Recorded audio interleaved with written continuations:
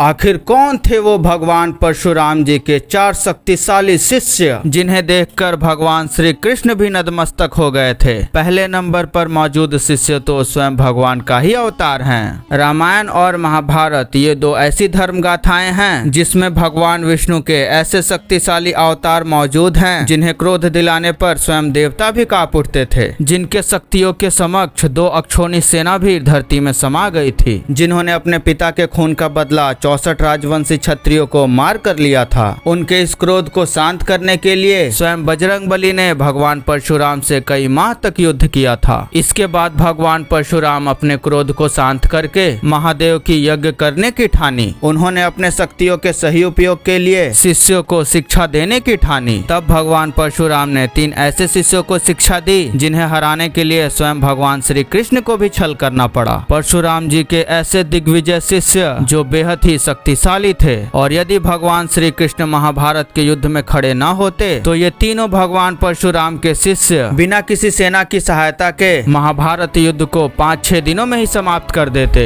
जब अर्जुन ने महाभारत युद्ध के समाप्त हो जाने के बाद भगवान श्री कृष्ण से पूछा कि हे माधव, अगर इन शक्तिशाली योद्धाओं को छल से न मारा गया होता तो फिर युद्ध का परिणाम क्या होता? तब फिर भगवान श्री कृष्ण अर्जुन से कहते हैं, पार्थ, अगर इन योद्धाओं की मृत्यु छल से न होती तो इन्हें मारना असंभव था, क्योंकि इन तीनों महारथी योद्धाओं को सारे अस्त्रों शस्त्रों का संपूर्ण ज्ञान था। यमराज का पास हो या इंद्र का वज्र, सारे शस्त्रों का तोड़ इन योद्धाओं के पास मौजूद था। भगवान परशुराम के 3 महापराक्रमी शिष्य थे, लेकिन एक ऐसा भी शिष्य था जो भविष्य में जन्म लेगा, जिनकी प्रतीक्षा खुद 8 चिरंजीवी कर रहे हैं। यहाँ तक कि भगवान परशुराम जी भी उन्हीं का इंतजार कर रहे हैं ताकि उन्हें भी भगवान परशुराम द्वारा शिक्षा और दीक्षा दी जा सके। तो चलिए जानते हैं कौन है वो भगवान परशुराम के 4 शक्तिशाली शिष्य। पहले नंबर पर मौजूद हैं स्वयं भीष्म पितामह। देवव्रत यानी पितामह भीष्म ने अपनी शुरुआती शिक्षा भिन्न भिन्न गुरुओं से अर्जित की थी। देवव्रत अपनी भीषण प्रतिज्ञा के कारण भीष्म नाम से विख्यात हुए, जिन्होंने जब भी युद्ध के लिए शस्त्र उठाए तो सामने वाले की रूह तक कांप गई। राजा शांतनु और माता गंगा के पुत्र भीष्म, जिन्होंने आजीवन एक रक्षक के रूप में हस्तिनापुर को सहायता दी, जिन्होंने न केवल कंस जैसे योद्धा को हराया अपितु खुद अपने महान गुरु भगवान परशुराम जी से भी कई माह तक युद्ध किया, जिसका कोई भी निष्कर्ष नहीं निकला। खुद भगवान परशुराम जी ने इन्हें असंख्य अस्त्रों शस्त्रों का ज्ञान दिया था। सिर्फ यही नहीं, कहते हैं भीष्म पितामह ने जब कुरुक्षेत्र का युद्ध लड़ा तब वे हर रोज हजारों पांडव सेना का वध कर देते थे। खुद भीष्म पितामह की शक्तियों के बारे में अर्जुन को भगवान श्री कृष्ण बताते हैं, क्या तुम्हें ज्ञात है पार्थ, जब महामहिम भीष्म ने सूर्यदेव को ललकारा था तब अर्जुन भगवान श्री कृष्ण से कहते हैं, माधव, कोई कैसे सूर्यदेव को ललकार सकता है जिनसे पूरा का पूरा संसार प्रकाशमय हो जाता है? तब भगवान श्री कृष्ण अर्जुन को कहते हैं, वो ऐसा कर सकते थे क्योंकि महामहिम भीष्म की शक्ति सूर्यदेव से भी ज्यादा थी। सिर्फ यही नहीं, उन्हें इच्छा मृत्यु का भी वरदान प्राप्त था,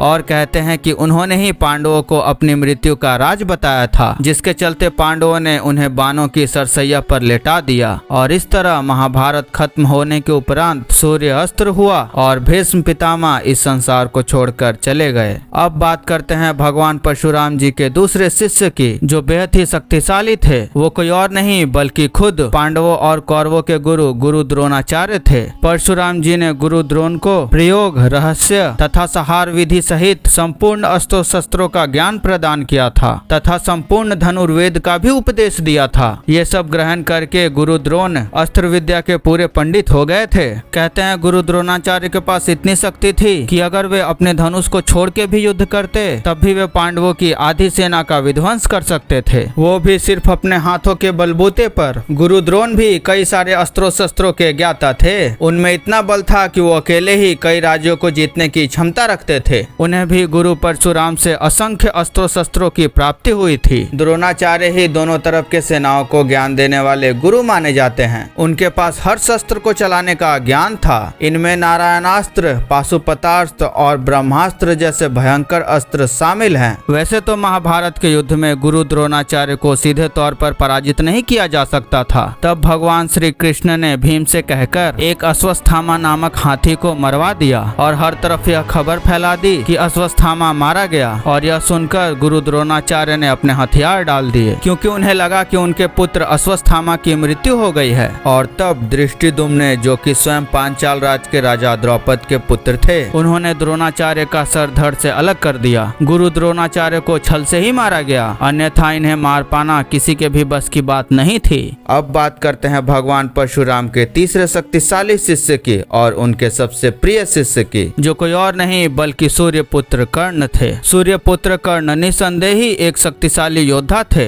अमृत से निर्मित कवच और कुंडल के साथ उनका जन्म हुआ था, जिसे कुंती ने भगवान सूर्य के वरदान के कारण प्राप्त किया था। भार्गव परशुराम का शिष्य रहते उन्होंने अनेक दिव्यास्त्रों का ज्ञान अर्जित किया था और उनसे ही उन्होंने विजय धनुष को भी प्राप्त किया था। उसने परशुराम जी से ब्रह्मास्त्र और भार्गवास्त्र जैसे कई दिव्यास्त्रों का ज्ञान प्राप्त किया था और देवराज इंद्र से उन्हें अमोघ वासवी शक्ति प्राप्त हुई थी। कर्ण ने भले ही भगवान परशुराम जी से झूठ बोलकर शिक्षा ली थी, लेकिन इसके बाद भी उन्हें भगवान परशुराम जी का सबसे प्रिय शिष्य माना जाता है। यदि वे पांडवों के पक्ष में होते तो फिर इस युद्ध में भगवान श्री कृष्ण की आवश्यकता ही नहीं थी। स्वयं अंगराज कर्ण ही लाखों अक्षौणी सेनाओं के बराबर थे, जिन्होंने इंद्रदेव को अपने मात्र 3 बाणों से ही भयभीत कर दिया था, जिनके सम्मान से बड़ी उनकी दानवीरता थी, जिनसे समाज ने बालपन से ही घृणा करी। तब दुर्योधन ने उनके जीवन का और उनके शस्त्रों का सम्मान किया, जिस प्रकार कर्ण ने उनका त्याग नहीं किया और मृत्यु को हंसते हंसते स्वीकार किया। सिर्फ कर्ण में ही नहीं बल्कि उनके बाणों में भी इतनी शक्ति थी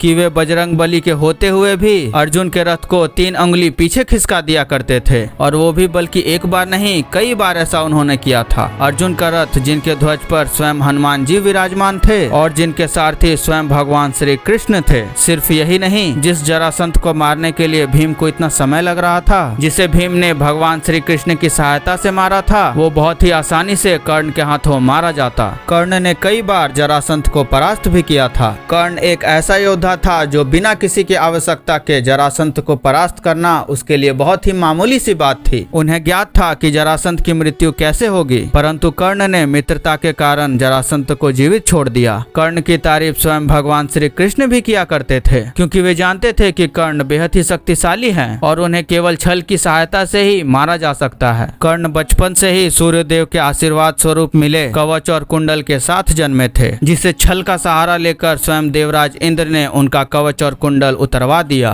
अगर युद्ध के दौरान महारथी कर्ण का कवच और कुंडल उनके साथ होता तो शायद उन्हें हरा पाना असंभव था। लेकिन कहते हैं कि कर्ण की मृत्यु के पीछे एक श्राप था, जो कि उनके गुरु भगवान परशुराम ने ही दिया था। जब उन्हें पता चला कि कर्ण ने झूठ बोलकर मेरी शिक्षा ग्रहण की है, तब उन्होंने कर्ण को विद्या भूल जाने का श्राप दे दिया। सिर्फ यही नहीं, कर्ण ने परशुराम जी से कई सारे अस्त्रों शस्त्रों का ज्ञान प्राप्त किया था, जिसे उन्होंने समय समय पर उपयोग भी किया। लेकिन अंत में वो अधर्म की राह पर चल पड़े थे, जिसकी वजह से उनका भी छल पूर्वक वध हुआ। अब बात करते हैं भगवान परशुराम के आखिरी और सबसे शक्तिशाली शिष्य की, जो खुद एक भगवान होंगे, जो स्वयं भगवान विष्णु के 10वें अवतार होंगे। हम बात कर रहे हैं कल्कि अवतार की। श्रीमद् भागवत गीता में यह वर्णित है कि संभाल क्षेत्र में एक ब्राह्मण के घर कल्कि अवतार का जन्म होगा, जिनके गुरु कोई और नहीं बल्कि 8 चिरंजीवियों में से एक और इस धरती पर अभी भी मौजूद स्वयं भगवान परशुराम जी होंगे, जो उन्हें शिक्षा और दीक्षा देंगे और उन्हीं से ही उन्हें प्राप्त होंगे असंख्य अस्त्र शस्त्र। कल्कि अवतार के बारे में तो हम सभी जानते ही हैं कि कलयुग के अंत में कलि पुरुष राक्षस को मारने के लिए स्वयं भगवान विष्णु अपना 10वां अवतार लेंगे, जो कि वो कल्कि अवतार होंगे और उनके गुरु स्वयं भगवान परशुराम जी होंगे। तो यही थे भगवान परशुराम जी के वो 4 शक्तिशाली शिष्य। इनमें से आपको सबसे पसंदीदा शिष्य कौन लगता है, हमें कमेंट करके जरूर बताइएगा। और अगर आपको ये जानकारी अच्छी लगी हो तो इस वीडियो को एक लाइक जरूर से कर दीजिएगा, और चैनल पर नए हैं तो इस चैनल को सब्सक्राइब कर लीजिएगा, ताकि इस तरह की वीडियो आपको आगे भी मिलती रहे। तो मिलते हैं अगले वीडियो में, तब तक आप सभी अपना ख्याल रखिएगा।